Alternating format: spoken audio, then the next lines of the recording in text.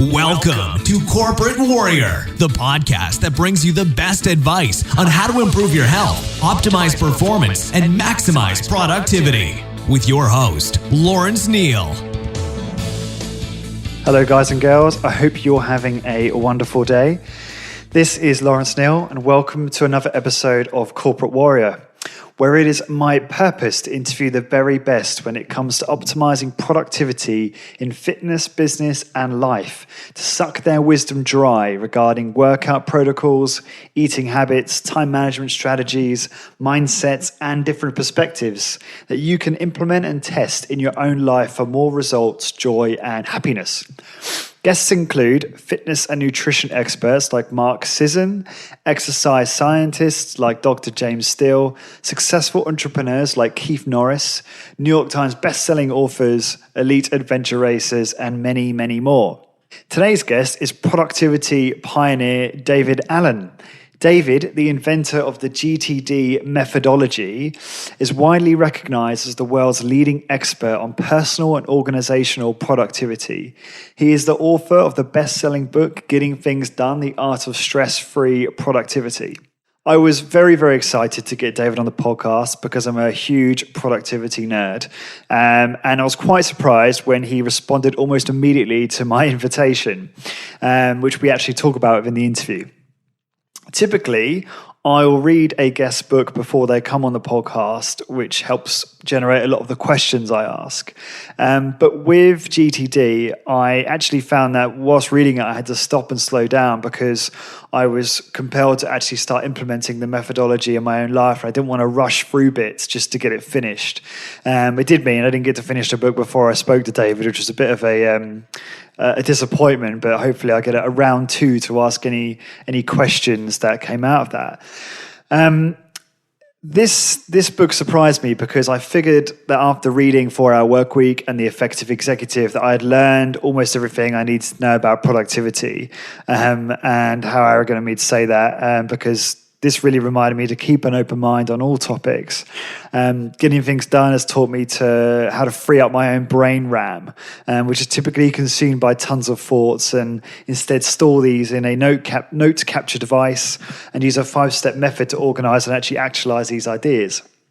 And that's something which I think a lot of people can benefit from, if not everyone. In this interview, you will learn why most people aren't that productive and the reasons why people fail to implement methods like GTD, how GTD complements something like dreamlining from the 4-Hour Workweek, why setting goals might not be a good idea at all times. And we get into some specifics in terms of David's favorite productivity software and physical tools. So we do touch on the tactical side of things. And then finally, we finish off with how David structures his own day, and I round off with some other bonus questions. All the show notes and links will be in the usual place on corpwarrior.com, which will redirect you to the current homepage, which is 15minutescorporatewarrior.com. So, without further ado, please enjoy this interview with world-class productivity expert David Allen. Just for the benefit of the few that might not be familiar with your work, would you mind just starting off by introducing the GTD system and its basic principles and goals? Sure. Get everything potentially meaningful out of your head and out of your life into a trusted bucket. And then sooner than later, decide exactly what those things mean, what you're going to do about them, if anything. Park the results of that decision-making in some trusted system so you can see, and review and reflect on the inventory of all the calls you need to make, your strategic plan, and all of that stuff that you've committed to quickly, but keep it out of your head, and then make good, intuitive, intelligent decisions about what you do moment to moment. That's it. Love it. Short and concise. I I was stuck in a bit of a mindset where I'd read 4 Hour Work Week. I'd read The Effective Executive, and I kind of thought, I don't need to read any more books on productivity or anything. And I think I kind of almost went into your book thinking that. But I had some profound realizations as I was reading it. One was that my brain RAM, as you described, which is, finite, was being consumed by lots of information, lots of stuff that I wasn't getting out of my head into some kind of note-taking system.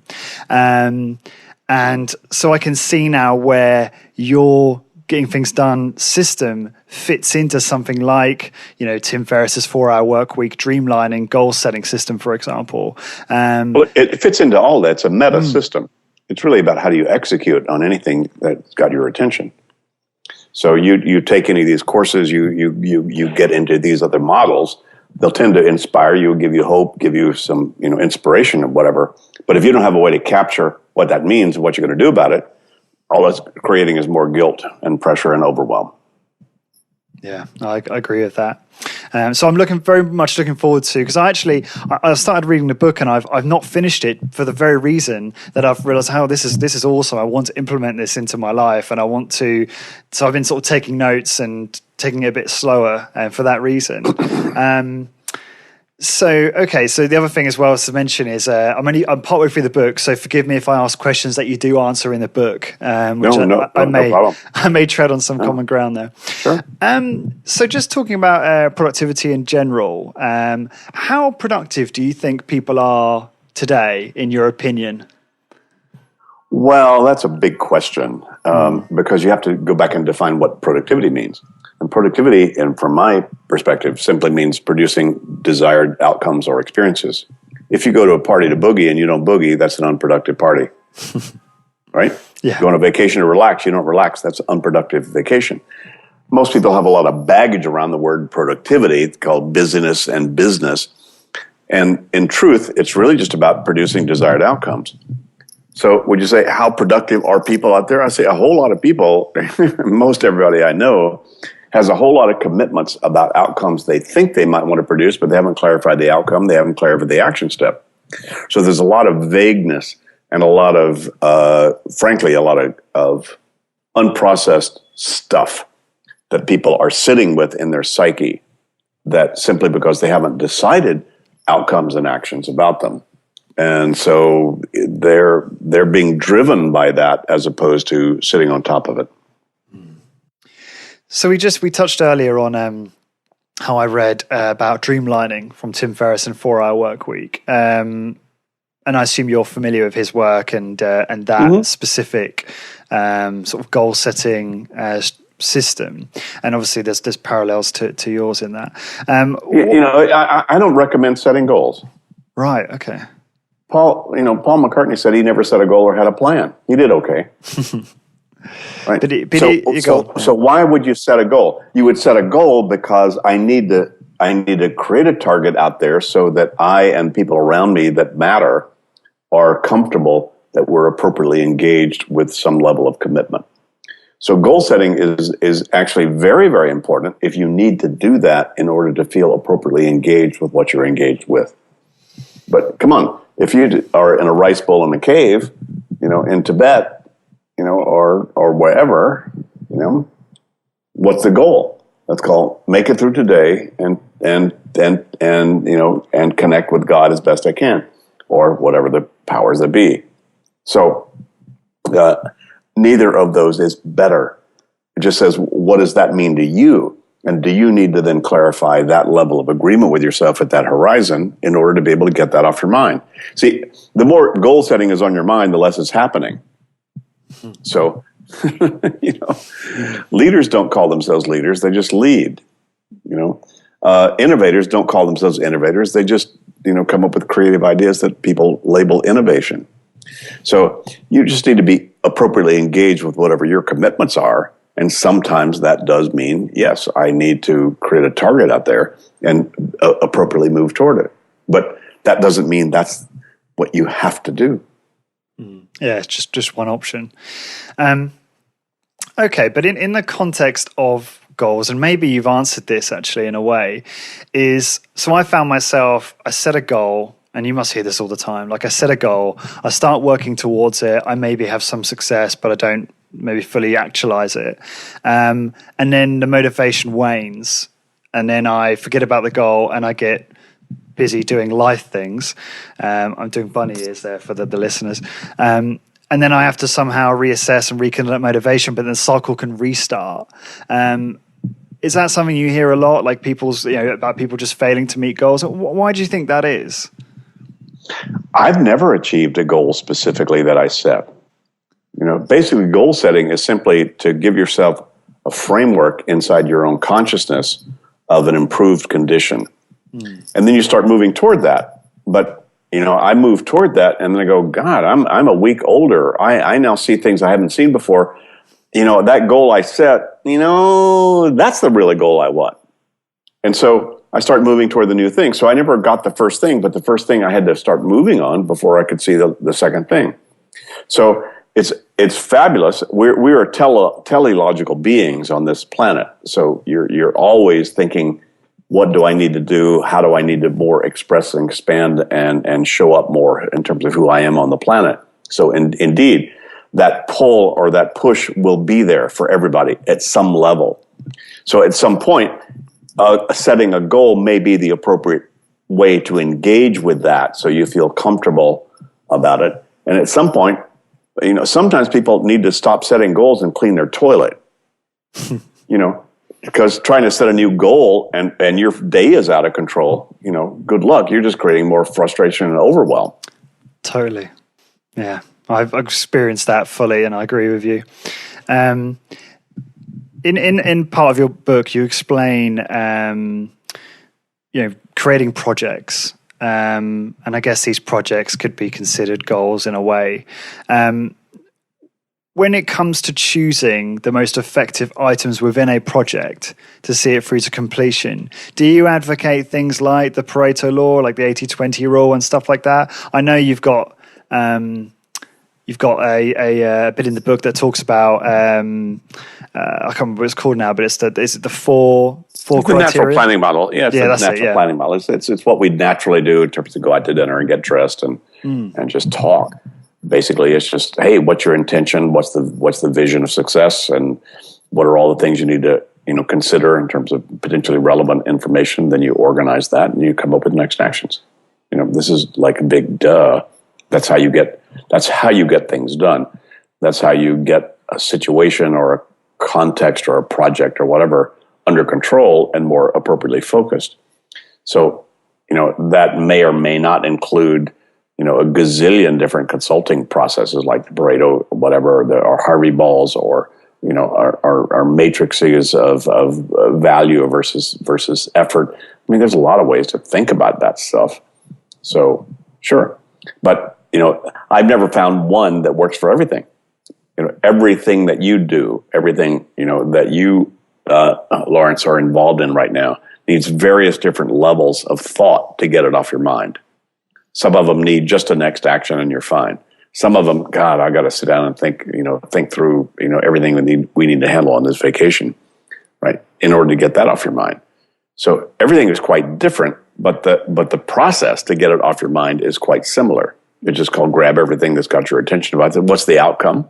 Clarify that. What's got your attention about it?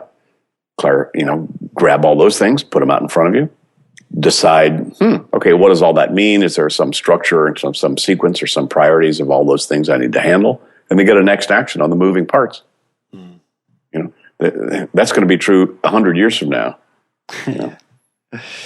That's how we're going to get off Jupiter. By the way, that's how you do anything.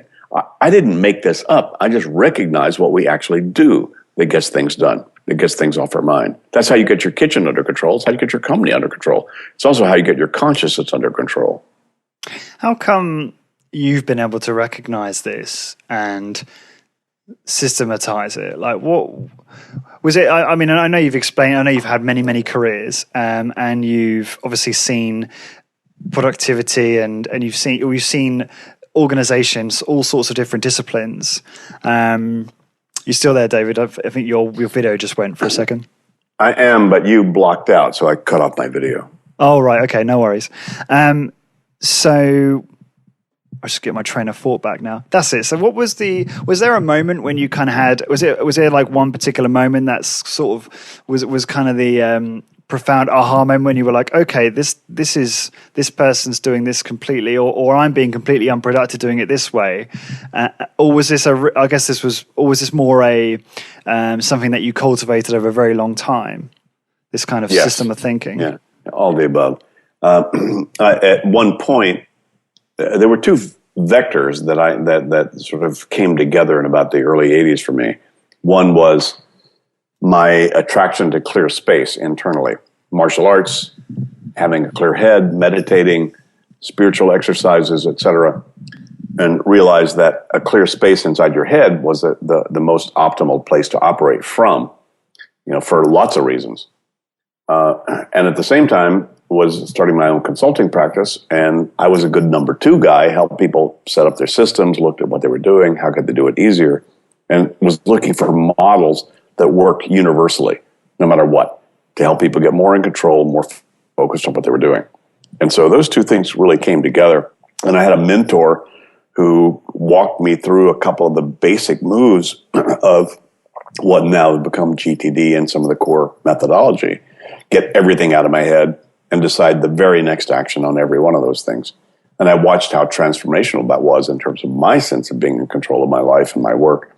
And then I turned around and started using that with anybody I came in contact with, my clients, my coaching and consulting clients, and it produced the same effect without exception. They got more in control, more focused, more space inside their head to think about what they needed to do. So I went, wow, that's really cool. So, in a period of a few years in the 80s, I sort of uncovered this process that really, really worked, not only for me, but for everybody else who applied it. But it's not something we were born doing, and therefore it was something you had to be trained or be educated about, that this model was there.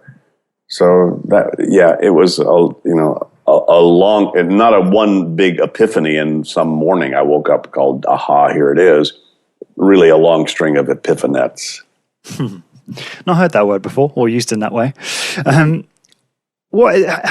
often do you face resistance to your methods? Because I see very senior people. I mean, I work in the IT industry, and I see some very senior people who are terribly organized. So I'd be interested to know how many people kind of push back on your methods and the kind of resistance that you faced. Daily, minute by minute. Come on. This is for anybody, but not for everybody. A lot of people think they've got this nailed already. A lot of people don't even want to face what they haven't nailed. They're out of control about how out of control they are, so they don't even want to get conscious about that. So it's a huge, behavioral change for most people, for sure. It's like changing diet, isn't it? Would you say? Yeah, well, come on. It's like exercise. Everybody knows they should do it, but come on, how much do they do it, and what do they need to do to sort of buy into that this is something I have to do regularly in order to be able to maintain some level of positivity in terms of my life. I appreciate that you steered away from recommending specific software in the new version of GTD, but I'd be really interested to know, if any, what software you currently find the most useful for productivity? Well, personally, we still use Lotus Notes in our company. Really? So, yeah.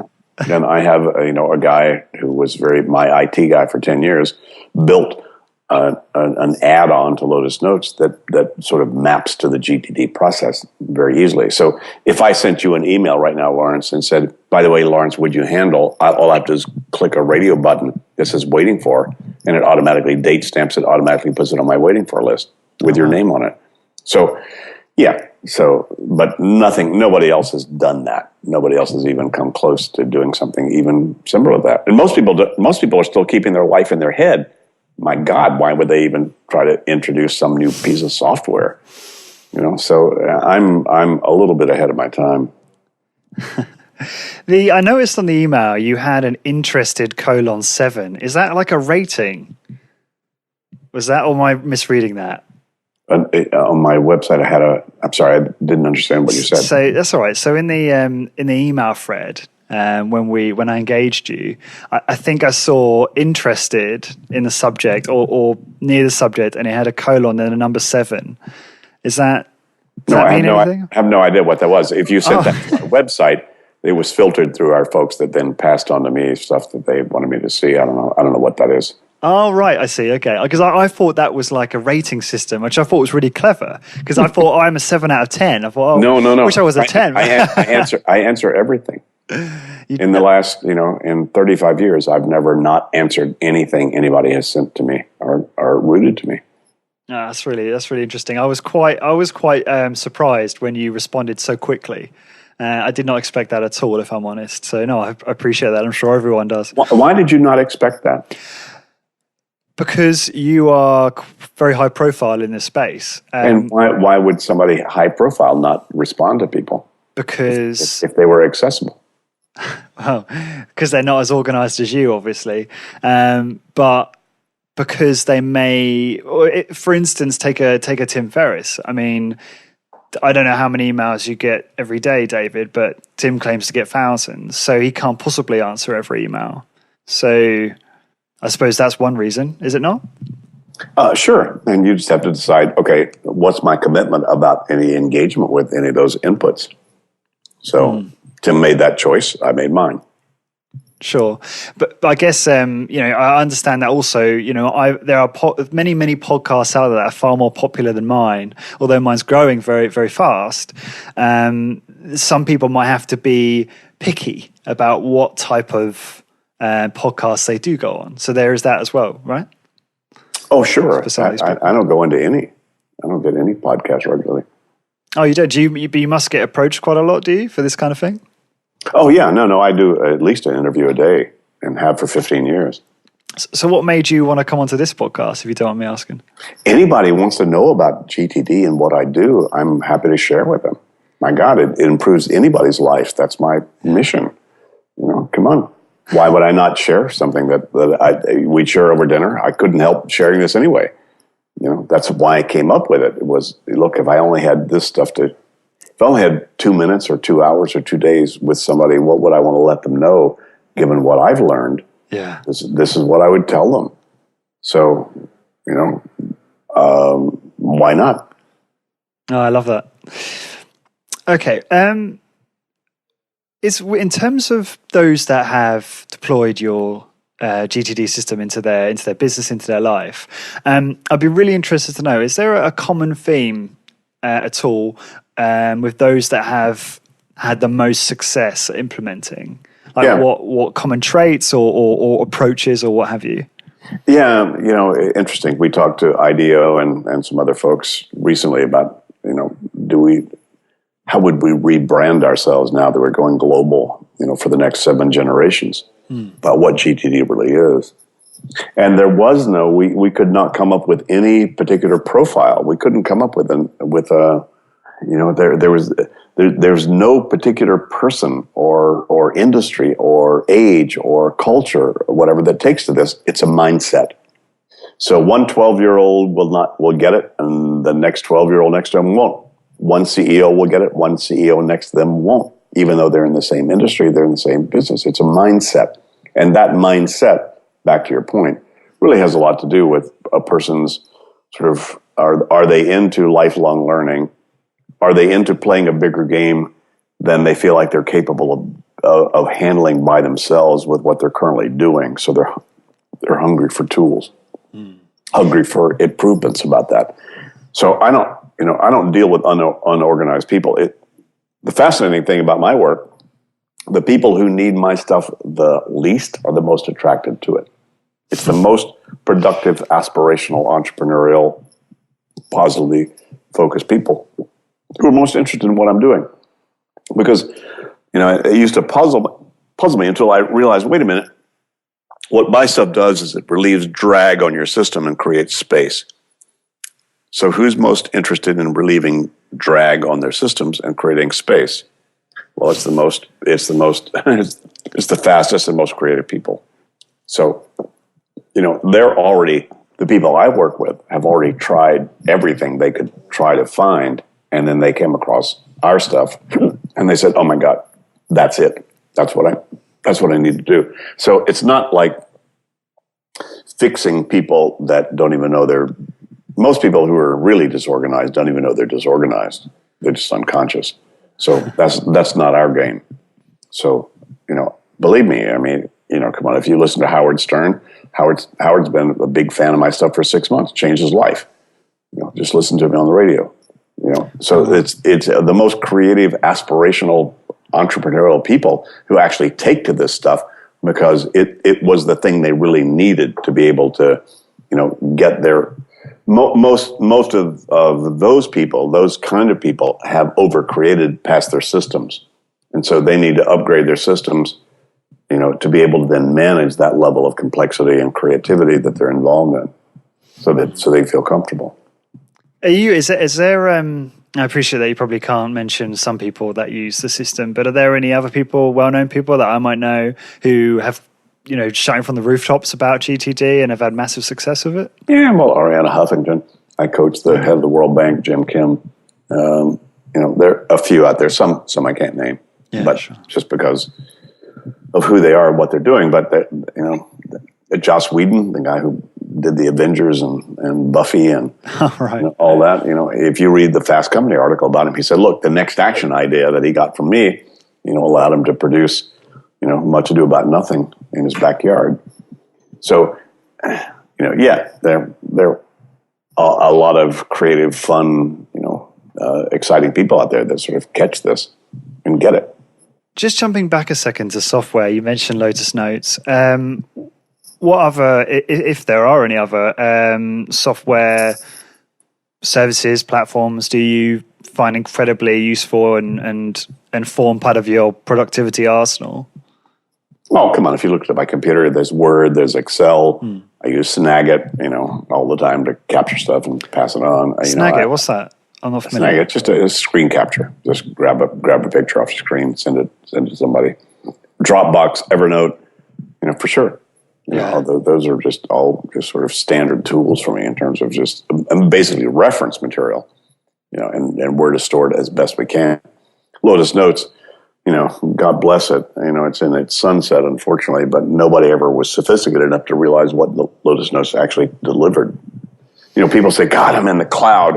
I've been in the cloud for 20 years. It's like, what? You think this is new? And not only that, a lot of people in the cloud now have to be in the cloud before they can access what's in the cloud, as opposed to have it distributed into their personal systems. But I've been able to do that for 20 years. So it's like, duh.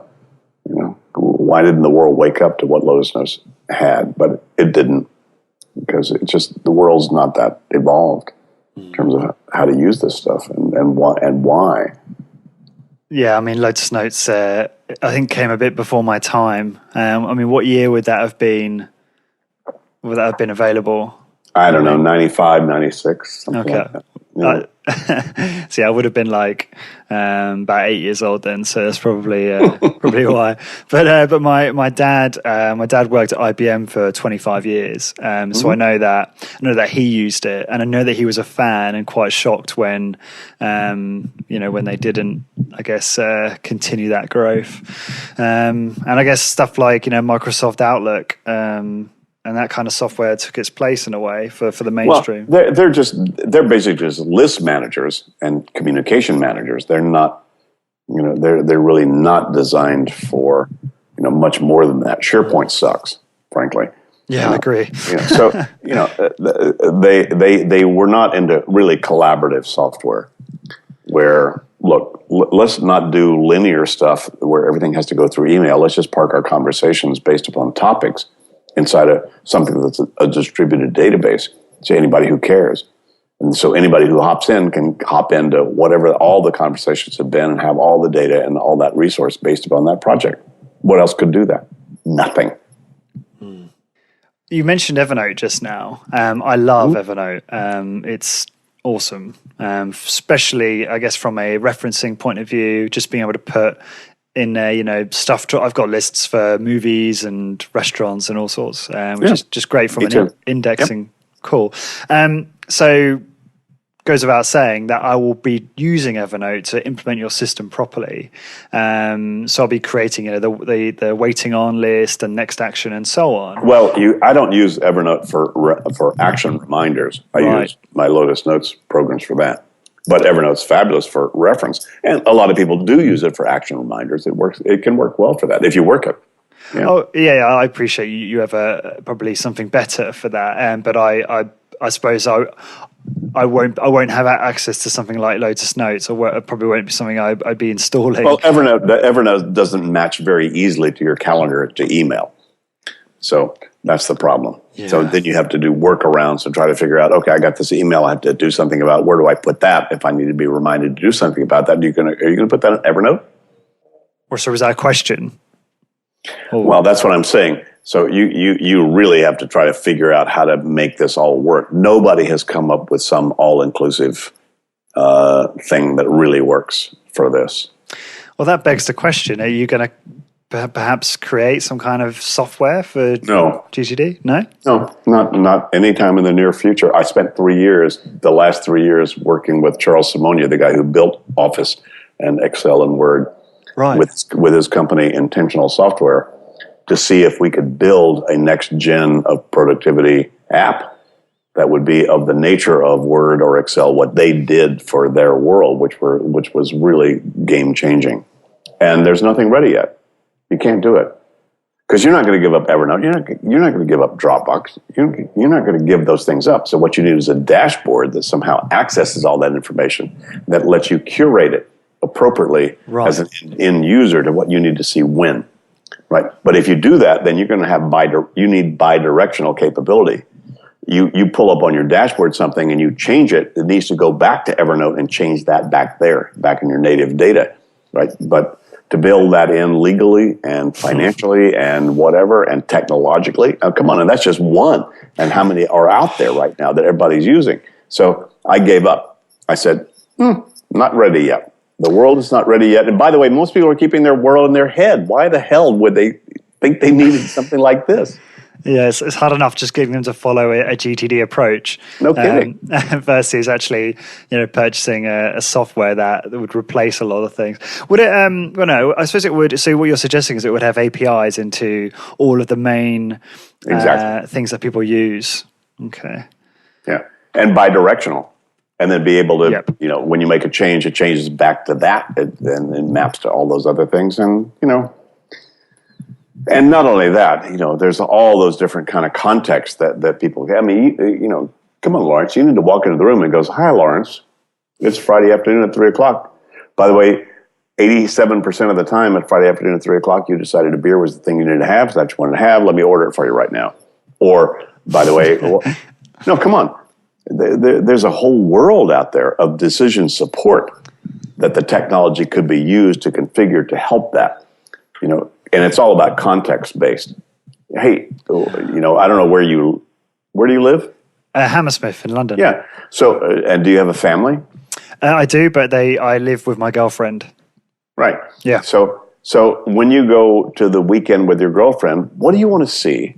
What context would you like to have in front of you before you spend that time?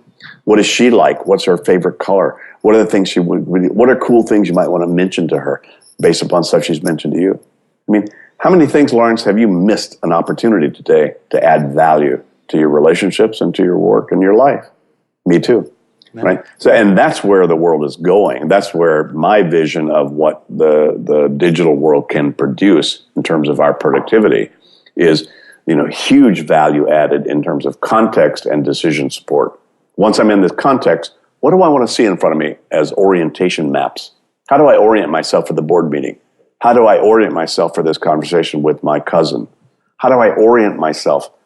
And so all these things, right now, it's pretty labor intensive. You and I both have to figure out, I'm going to get the board meeting. Where do I need to go now to find all the stuff that might be relevant to that?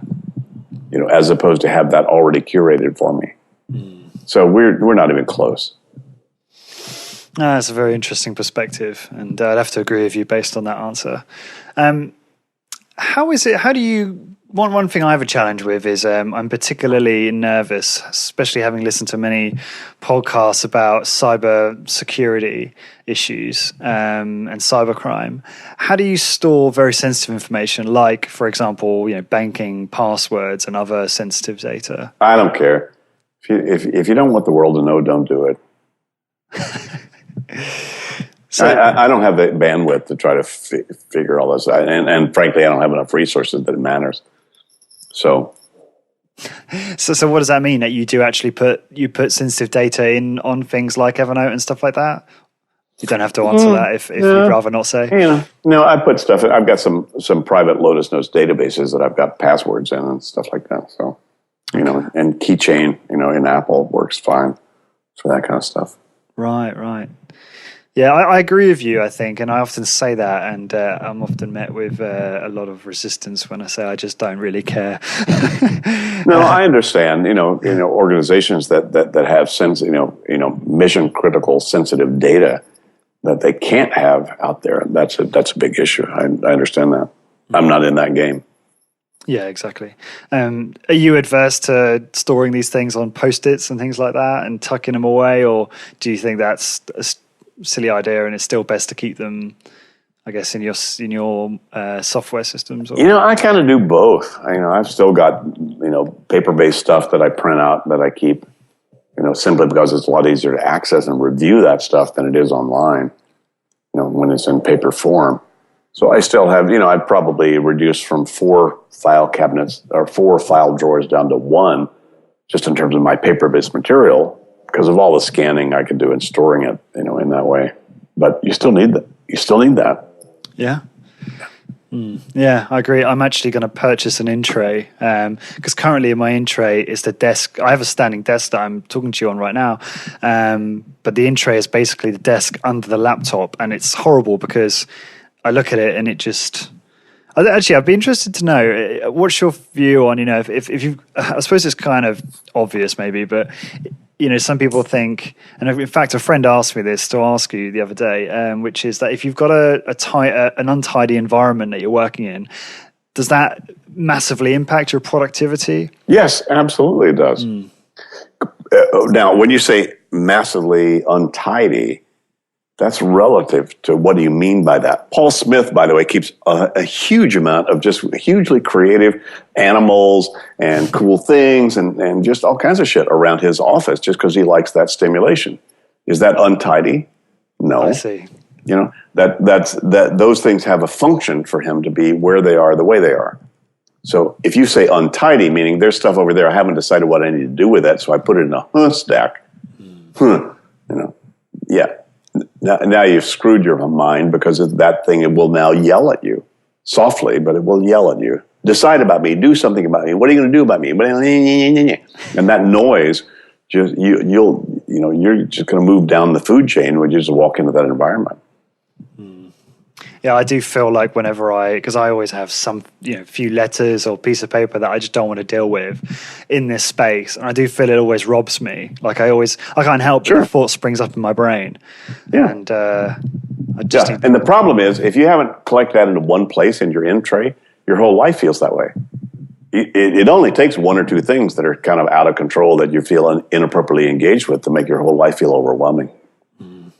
So you need to capture that. 1 in tray, throw all the shit and all the little pieces of things that remind you about stuff you still haven't decided about, you still need to. And that's the cool thing about it, is you don't have to right now. Just when you're ready to do that, but then you have to then exert the rigor.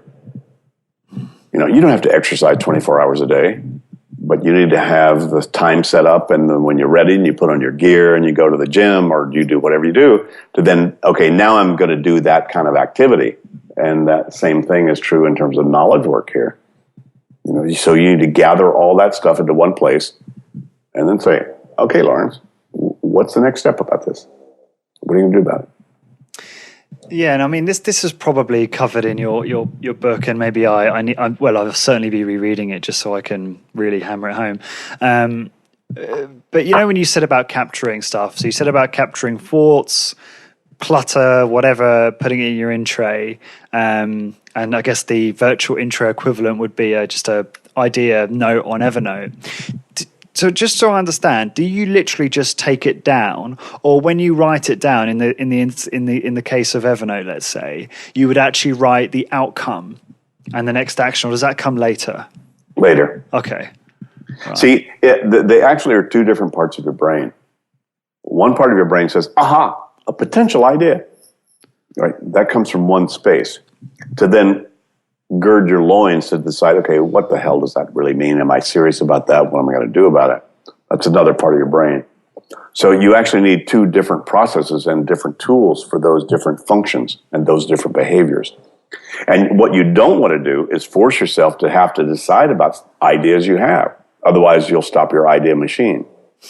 You need to have the CEO part of you says, here's an idea, and here's the thing I could do, and wow, here's a cool thing, or whatever. And just write all those down on little notes and throw them in your in tray. In the morning, your COO wakes up and goes, oh my God, how much did you have to drink? What a dumb idea. We're not going to do that. And then you need to bring in the COO part of your brain that then makes good executive decisions about the stuff that you generated.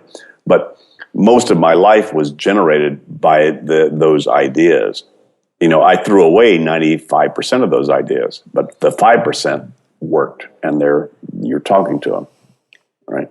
So you never know. So you need to have a different function between capture and clarify and organize. That's why we structured the GTD methodology that way.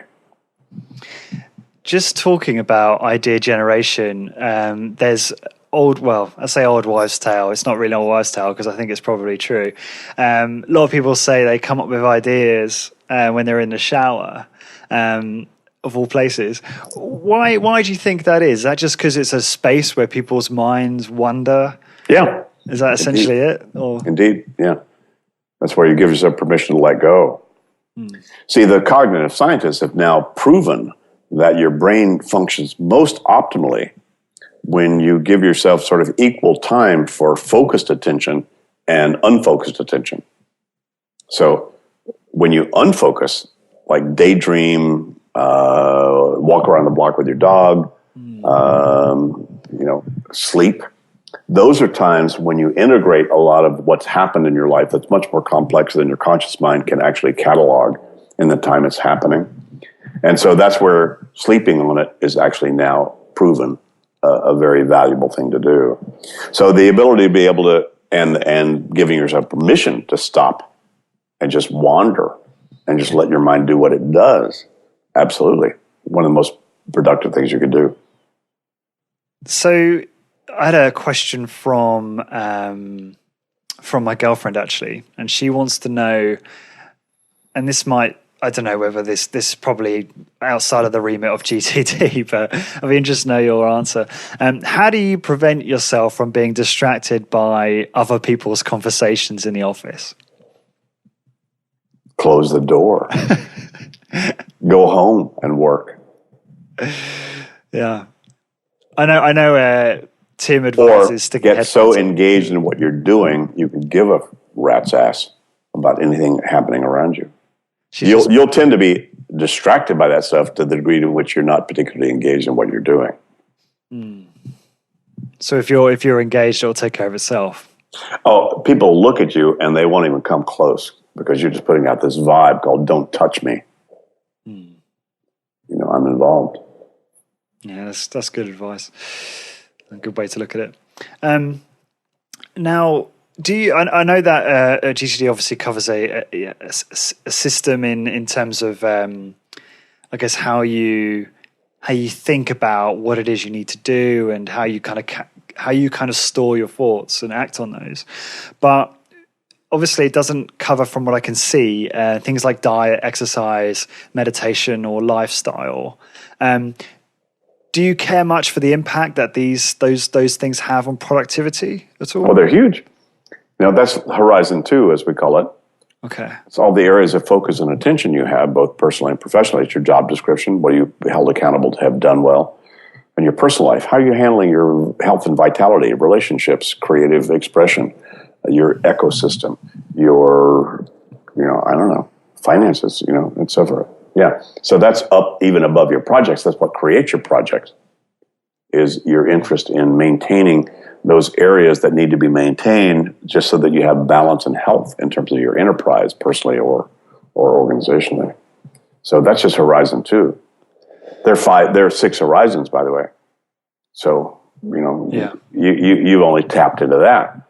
Then you say, where are you going, by the way? 36 months from now, where do you want to be?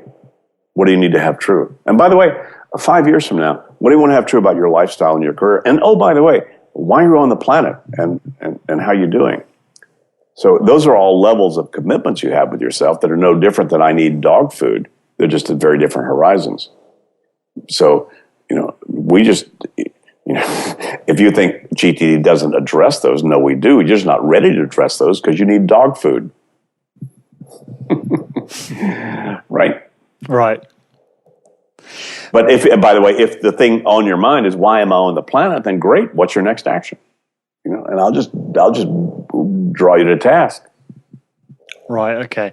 I think I understand what you're saying, and I think it wouldn't make sense to me to say, well, what tips do you have in terms of diet, exercise, and lifestyle to make one more productive? Because it's not about that.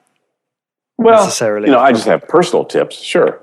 I'd love to hear those. Yeah, it helps to reduce sugar and wheat and in your diet and dairy. That always helps for most people. And sure, it helps to go exercise regularly, get your energy up. So yeah. But I've been in and out of that stuff. I got a black belt in karate when I was in my mid-20s, so I've been in great shape. Now, at 70, I'm going, not that big a deal. I go out for a walk with my dog, and that's fine. So I think you just have to assess yourself. Where does that fit right now in terms of your game? And how important is that for you to be at what level of game about those kinds of things? So, as you know, nutrition or exercise, is there any end to that? No, of course not. How much better could you get at what chemistry you're putting in your body and how it processes it? Oh, come on. There's no end to that. What end to that is, how much exercise you could do to keep your body, appropriately toned and fit, maximally. Come on, there's no end to that. So if you say, is that an important stuff? Yeah. Well, how important is the health of your body given why you're on the planet? You'd have to answer that first. Yeah, this is interesting. It's just it's forcing me to ask some philosophical questions about my own life. Okay, so how is it? Just looking at your life currently, I know you moved from the US to live in Amsterdam, which is where you're at currently, if I'm correct. Mm-hmm. And obviously that was quite an uprooting for you and a change in lifestyle.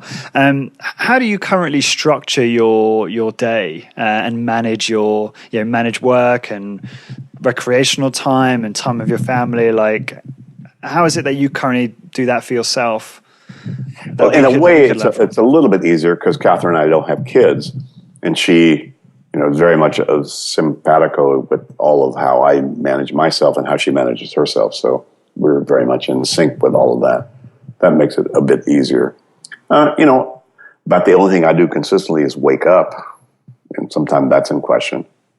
So I wake up and I have a glass of lemon juice. I squeeze half a lemon into a glass and drink that to clean the mucus out of the body. And then Catherine and I have a fabulous French press coffee. And then we sit and I'll read the New York Times International version. I'll read the Dutch, kind of what the current stuff going on in the Dutch press is, and I look at the weather and say, hey, what's the day? And then look at my calendar. Actually, I usually do that the night before. Say, how long can I sleep? Because Catherine and I sleep as long as we can. So we're big sleep addicts, but we love it. So we don't try to wake up early. I just have to wake up as soon as I can, or as soon as I have to, given other commitments that I have. So I look at the hardscape in terms of my day. Well, what do I have to be? When? Fine. And then I plan as little as I can. And because I do weekly reviews, meaning I'm looking regularly at all the stuff I need to do and I'm committed to do or whatever, then that sort of galvanizes my intuition about, look, when I get off this Skype call with you, Lawrence, then there's some things that I'm aware of that I could do if I have the energy to do them. I might not. But those are all things very much out in front of me that I look at and sort of assess regularly. So I'm constantly reassessing priority. What do I do now? What do I do now? What I do now? Mm-hmm. So there's no cruise control. The cruise control is that, I trust the system. I trust my judgments. I trust that I've looked at it from a larger horizon so that I don't have to worry too much and give myself permission to just relax and just sort of enjoy what I'm doing day to day.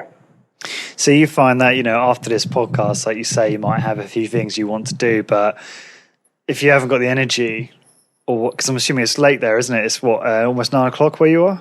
Yep. Yeah. So you will, let's say you're too tired. it doesn't bother you at all. Like it just flows over you. Like you think, it doesn't matter. I can just do it tomorrow or the next day. No, I'll just go, I'll just go, tap into the next edition of Luther I haven't seen yet. So. Oh, cool. Okay. So I got some specific questions for the challenges I'm having that I wonder if you could help with. So I try and email batch day to day. So I try and tackle my email in 1 hour batches, maybe once or twice a day, rather than have it run my whole day, which it can do. Now, why don't you trust yourself to do what you feel like doing? Rather than check email, because I feel pressured. No, I mean, why don't you? Sometimes I check email all day. Sometimes I don't check it for a day and a half. Because if I check email all day, I won't be doing stuff that's really important a lot of the time. What drove you to that? Was that a strategic decision or was that avoidance? What drove me to checking the email? Yeah. It would be an avoidance, I suppose, it would be avoidance of upsetting someone else, or an open loop, as you put it, that's somewhat for someone else. Right. And sometimes I check email all day because I want to keep the deck clear. I'm not quite sure what I need to do next, nor do I have the time or energy to handle some of the more strategic things. So I want to keep the deck really clear. So that's why I'm getting pretty discreet here. Why? Why do rules are made when brains run out. Rules are made when brains run out. Yeah. You make a rule because you say, I did dumb stuff, so I need a rule. Oh, why did you do dumb stuff? Right, okay. So what's the way to resolve that then? You need to do weekly reviews, Lawrence, of all the projects you have and actions you have about them on your calendars, past and future, and take a look at all that stuff and locate yourself in space and time and take a look at the whole inventory of all your stuff. And then you'll be much more trustworthy about not making plans. Right, okay. I feel like once I've... Does that make sense to you, by the way? It does. I feel like once I've finished the book and actually implemented it or started implementing it, that this is going to make more sense. Because I wonder if I will have that same problem come that point. Well, you don't ever get rid of the challenge of constantly making priority decisions with not sufficient data. Don't kid yourself. That's the definition of management, is the allocation of limited resources. So, how do you decide to do what you do? If you think there's some simple silver bullet formula, that's why everybody is in productivity porn. They want the next best thing that's going to solve their life for them. Sorry. It's not. Yeah. It's more challenging than that, perhaps. Yeah. Well, it's actually simpler than that in a way. You need to implement this GTD technology, and then it doesn't matter what your tool is. You just need to keep the inventory and orientation maps for yourself so you feel comfortable about what you're doing and what you're not doing. Yeah. So I guess the other challenge I have at the moment, this might be a difficult one to answer actually in light of what we've spoken about, is balancing a full-time job with growing a business on the side or moonlighting. In this case, trying to grow a podcast and a blog that accompanies that. What's the question? Well, this is the thing. I don't know if this is a great question now, because the question was going to be, how do I balance that appropriately, so that I don't, and I have found that I can burn out, I get stressed out, which obviously doesn't help with health. It doesn't make me feel, I guess, happy about where I'm at. So that's the problem with trying to balance those things. Obviously, there's more to life than just those things. There's relationships and unplugging and just having fun, right? So I guess. Well, there's these multiple horizons that you need to get perhaps more familiar with. Right. Say, hey, where are you going, dude? Where do you want to be 5 years from now? And therefore, how important is that? Because the vision is going to galvanize the importance of those things. Right. To what degree is that important? And by the way, to what degree is that important that you don't sacrifice those kind of immediate gratification things and balance things called relationships and health and vitality and finances and so forth?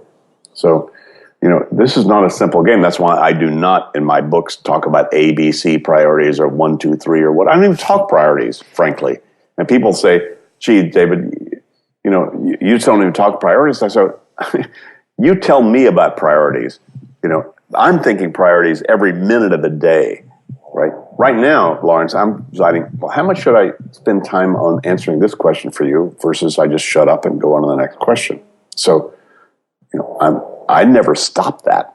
That's constantly ongoing. I just need to make sure that I've looked at an inventory of all the things that I've engaged myself with in terms of my energies and my commitments with myself, so that I can regularly feel okay that, hey, I'm hanging with Lawrence for a couple hours, and that's fine. It may be a wrong call. I don't know. I'll find out. But for right now, I'm cool. There's nothing on my mind except you and me and this conversation.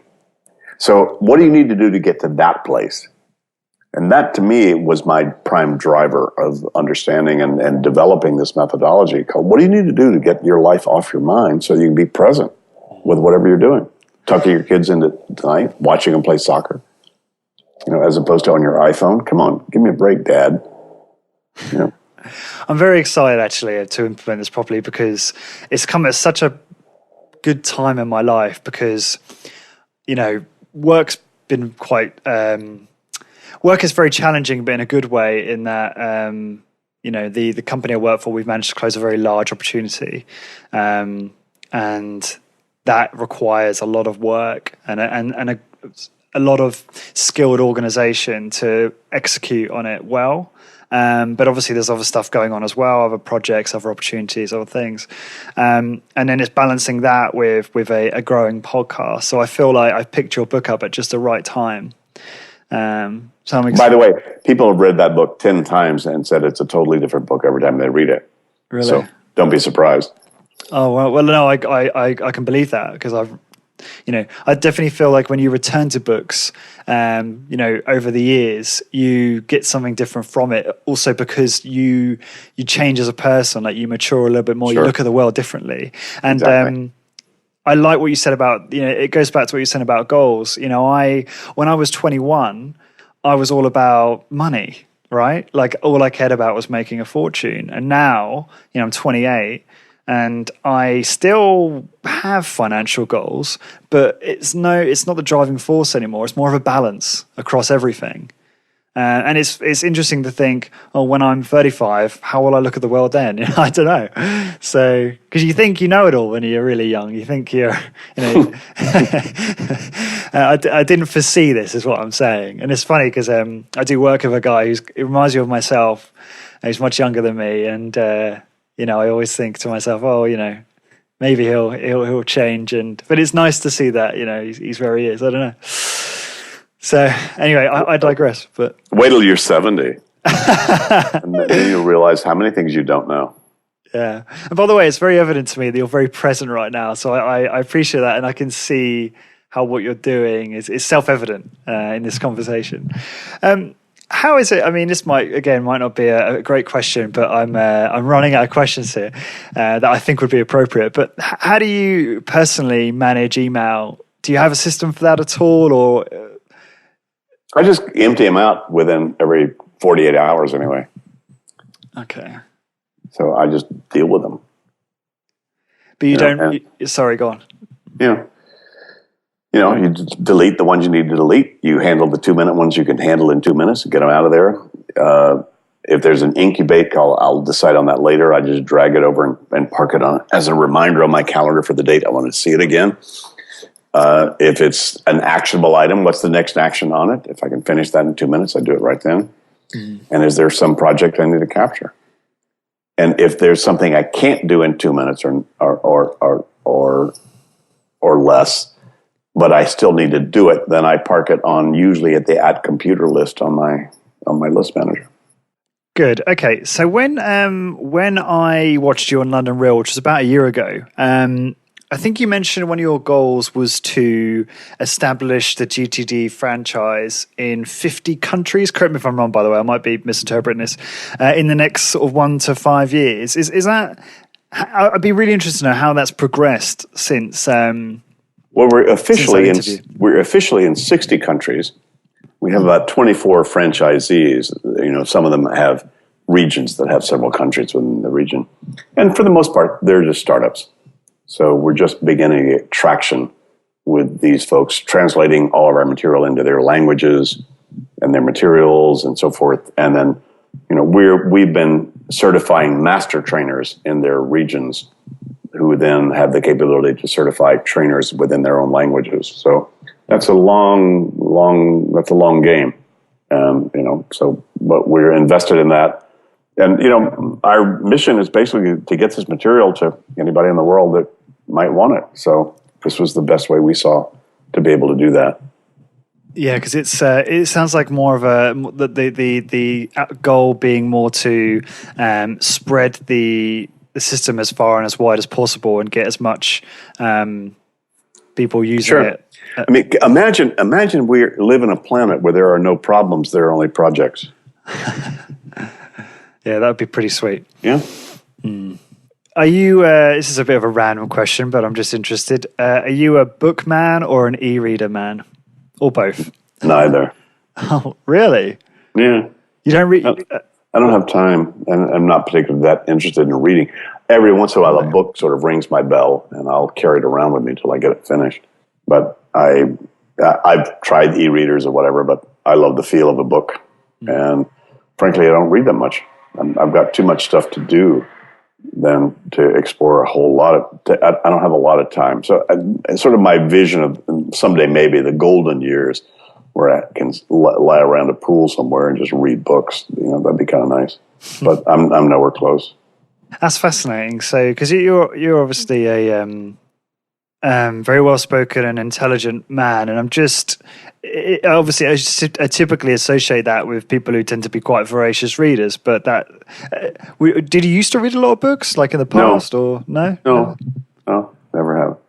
There've been significant books from time to time over the years, but I'm not a voracious reader at all. Doesn't turn me on. Frankly, I don't trust what most people come up with in terms of what they're writing.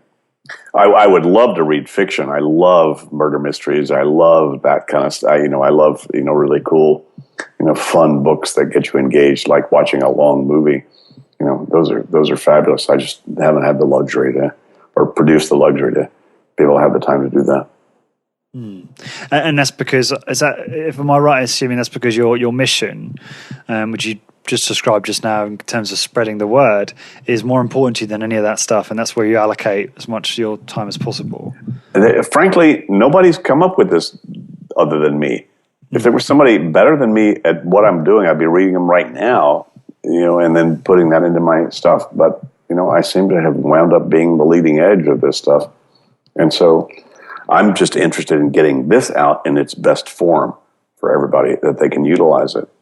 And, that doesn't mean that, come on, I got a lot of friends and great authors and thinkers or whatever that I totally, acknowledge the value that they've added to my life and to what they're doing in terms of their stuff. I just, I don't have the bandwidth to explore very broadly right now. Who have you had? I mean, I think you mentioned potentially a couple mentors earlier, or you alluded to. Have you had many mentors, and are you able to talk about them and who they are and the impact they had on you? I attribute them all in my book and the acknowledgments and getting things done. So I think I talked about Russell Bishop, who was a sort of a key facilitator of sort of personal growth trainings that I got engaged with in 1978. And then he and I worked together. He's been a colleague and a longtime friend. My mentor in terms of a lot of the consulting practice and coaching practice that I did was Dean Atchison, and I attributed to him. You know, a guy I hung out with for a while. My spiritual coach, a guy named John Roger, who died last year, you know, that I hung out with for 40 years, a guy named John Roger. You know, so, you know, he was my, you know, spiritual coach in that regard and a huge mentor of mine in the sort of invisible realms, you know, of who we are and what we do. So, you know, yeah, there have been a few. And frankly, I learned from everybody that I work with.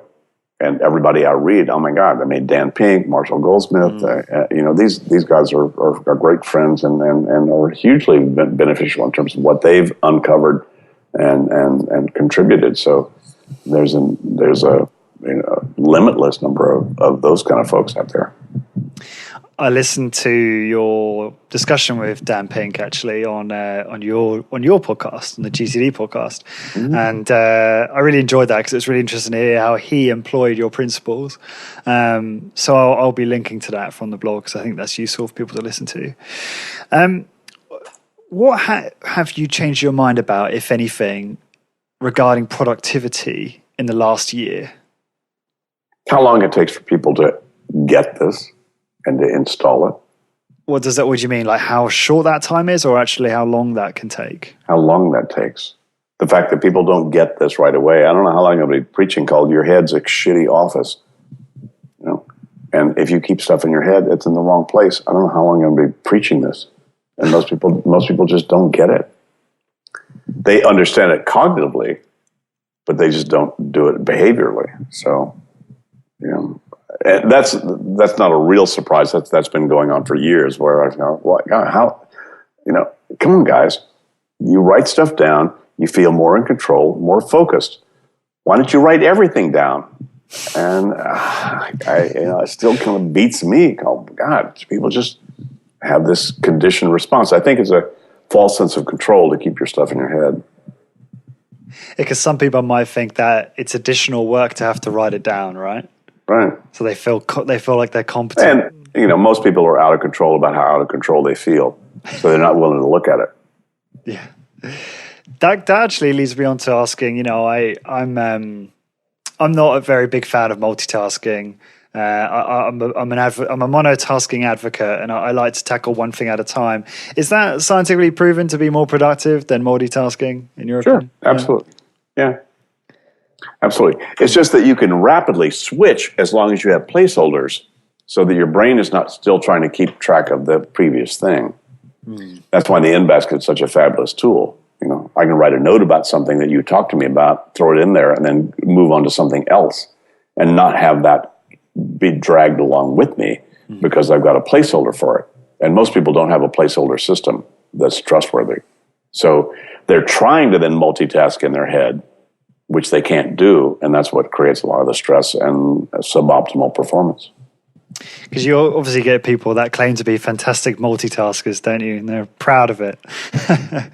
No, I don't know. Everybody says, you know, come on, you know, this is the new generation. Come on. I mean, your brain evolved over how many million years? Do you think they're going to change in 20 years? I don't think so.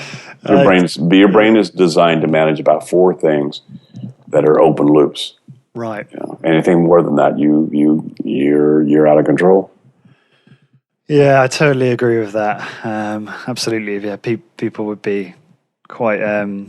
It's obvious, obviously, that we haven't evolved to handle any more than that, and to handle all of the inputs that we get today. I meant to ask you, I forgot to ask you previously in this. I asked you about virtual and software tools. What physical tools do you rely on, and do you find really useful for, I guess, all the GTD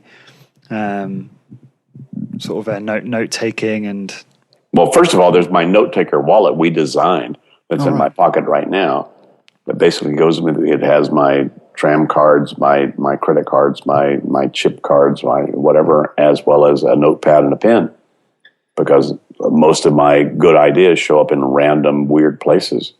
So that captures that stuff. So it's a very low tech. It requires no Wi-Fi, no batteries, no nothing. Just as long as I got a pen with me, I write it down. And then that stuff then goes into my in tray. So that and my in tray are probably my two most critical tools for making sure I keep my head empty. Then what you do with that, once I process those and once I empty those things out and clean them up, then that goes into just a list manager. And we mentioned that earlier. That's my Lotus Notes sort of task management, just thing. But any list manager work, you could do that in low tech or mid tech or high tech, versions. You just need to keep track of what are the things you've decided you need to do in terms of actions and projects you need to complete. So you just need to keep that inventory somewhere. But that's pretty much it. Pretty simple. Can you buy those from your website? Those wallets that you mentioned? Yep. Oh, right. Okay. Well, I might check that out then because that sounds perfect. Cool. Okay. Good stuff. So aside from your own book, which obviously I highly recommend people check out, what are your... I know you don't do a lot of reading these days in terms of books, but have there been any kind of very helpful books on productivity that have helped informed you and your system? No. Right. Okay. So even books like Peter Drucker's stuff. What are your thoughts? I mean, he's obviously often seen as the godfather of time management and that kind of thing. What are your thoughts on his work? If you could summarize that. There's good stuff from everybody. Everybody. Most people who are intelligent who look at this stuff have some good advice. There's no one book I'd say, wow, that really changed my thinking about any of this. I came up with this thinking myself, just based upon real life and real time with real people, in the real world. Yeah. Most of the books and a lot of that stuff out there has a lot to do with things you should do as opposed to things you are doing. So what's different about my approach is I start with where people are, not with where they should be. Right, yeah. And there are fabulous books out where what you should be doing. Oh my God, leadership, come on, give me a break. How many podcasts have you done that have to do with things people should be doing? Right. Probably all except this one. Well, actually, the thing they should be doing is implementing GTD, right? If you keep thinking, I need dog food, and that thought pops into your head twice, you're inappropriately engaged with your dog. So you now have taken up psychic bandwidth not available for more creative, meaningful stuff. Mm. So, I start with where people are, not with where they should be. Very few people, if you sat down and made a list of the 20 things you needed to do, would list fulfill your destiny on the planet, as their first, one thing, though that's your only project, really. But most people write down babysitter and dog food and bank credit line and, all that other stuff. So we start with there because if you don't have that under control, you have no traction to actually deal appropriately with these higher horizons of stuff that you're engaged in. And that doesn't mean you shouldn't be engaged with them. No, you absolutely are. You already are. But the degree to which those will then help you manage your priorities and your structures and your triages of what to do and what not to do. Those conversations are absolutely necessary. You just are not going to be capable of having those conversations if you can't get friggin' dog food. So I'm sorry, I hate to be a little crass here, but most people are out of control. Yeah. Oh, I agree with you. I mean, I see it every day in London. It's central London. It's very sort of it's very evident. So going back to books, I appreciate that. There are no books that have informed that, perhaps. But are there? You mentioned there's some great books out there, books on leadership. What could you name, perhaps your top 3, perhaps business books that you feel would add a lot of value to people who are trying to increase their knowledge of business, if any, that is? I don't know. Marshall's a good friend of mine, Marshall Goldsmith. All of his books are great. They've got good stuff. Marshall Goldsmith stuff. What got you here won't get you there. Great book. Come on, Stephen Covey's book, First Things First. You can't beat that in terms of just how to think about your higher horizons and your higher priorities in terms of what to do. So that's great stuff. Most of interestingly, the reading I'm doing now, the last book I read that I highly recommend to anybody who's involved with China at all is a book called Age of Ambition. And it's a New Yorker, journalist who's lived in China for years and then wrote a whole backdrop and background of what's going on in China in terms of the intellectual, cultural, social thought process there. That, the headlines make no sense, but that just made that make a total bunch of sense. So those are the kind of things that just tend to ring my bell from time to time, that have to do with, specific topics that are of interest to me. We're just launching our franchise in China, so all right.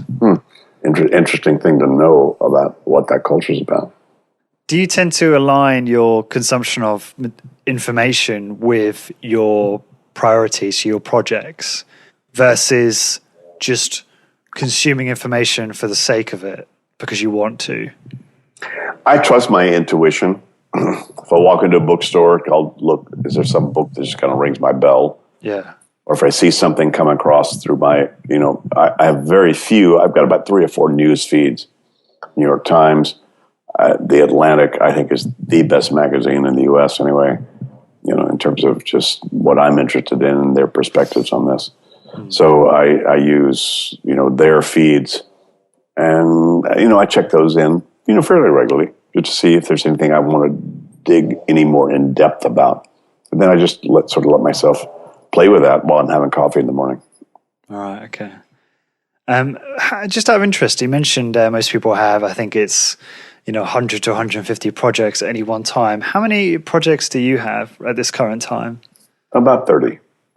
Okay, and are some of those kind of dormant, or do you actually actively move forward on each one of those on a... No, each one of those has a next action. Some of them, obviously get fired, have more of a heat intensity than others. But if I looked at my project list right now, I have finalized my year-end tax situation, given that I'm in the Netherlands and the U.S., and then I've got a Texas-Louisiana trip coming up. I have a keynote I need to give for the Massachusetts ABA association. I need to renew my Dutch residency that's coming up to get done. I have to relocate my office back in California because we're just selling our building. I need to renew my entry to Canada. I need to, so yada yada. So so I'm boring you to tears, but no, not at all. It's those interesting. are mine.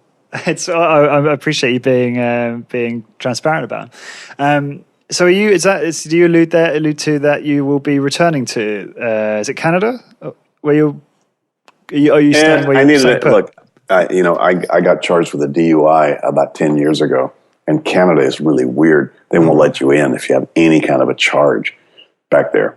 So I've had to keep trying to. I see. It's much more boring than you didn't know. Yeah. Well, I hope best of luck with getting that done. Yeah. I hate being constricted to going anywhere on the planet, so I'm having to sort of deal with their weirdness about all that. Well, you mentioned you love London. I remember you saying that. So why don't you come here? I do. I love London. Right? It's just expensive. Really expensive. What you mean to live, or yeah, to live in terms of the property prices and such? No, just anything. Yeah, that's true. Although I just came back from Iceland, and I don't know if you've been to Iceland, but a pint of beer there was £7. Oh my god! Yeah, so I only have one of those. But have you not been before to Iceland? I assume. No, I haven't. No, I'd love to. It's lovely. It's a beautiful place. Went for a long weekend with my girlfriend, and we saw the Northern Lights, and we climbed a glacier, and Reykjavik, which is cool. the capital city. Yeah. It's home to roughly 200,000 of the population. There's only 300,000 in the entire country, which is crazy. But it doesn't feel like a busy city at all. It's very peaceful. It's quite contrasting to London. But the prices there are, I mean, it's kind of London pricing generally for food and such. But yeah, the beer is extortionate. So, but yeah, Understood. Yeah, I recommend it. Okay, so just to kind of finish off then, David, I want to be respectful of your time. It's getting late where you are. If you could pick one productivity tip to give to the listeners, what would that be? keep it all out of your head. Your head's for having ideas, but not for holding them. I feel like you've said that 1,000 times. I will say it another 1,000 until people get it, and they just don't. Yeah, I agree with that fully. Okay, so what's the best way for people to find out more about you, contact you?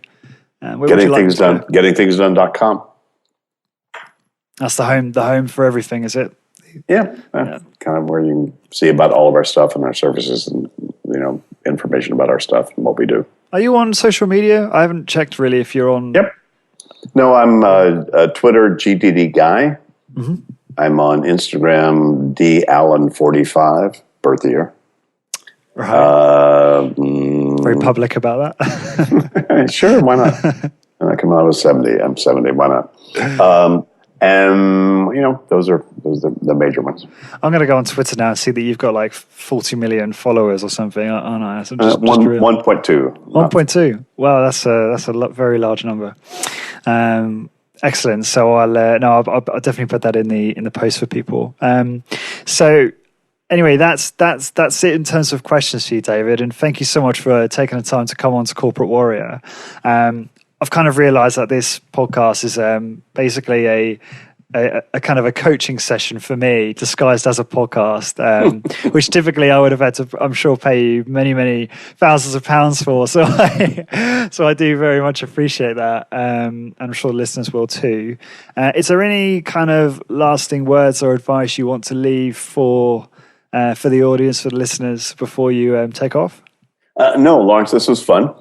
Great. You had great questions. Lovely to hang out, and just invite anybody to play in our game.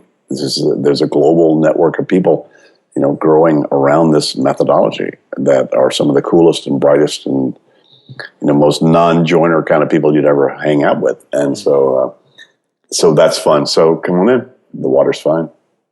I like that expression. No, I absolutely will. And I wondered whether once I've actually finished the book and implemented it and started using it for a while, we could perhaps have a part 2 at some point. Be good to just pick your brains when I'm sure that experience will generate a lot more questions. Happy to, Lawrence. That'd be fun. Cool.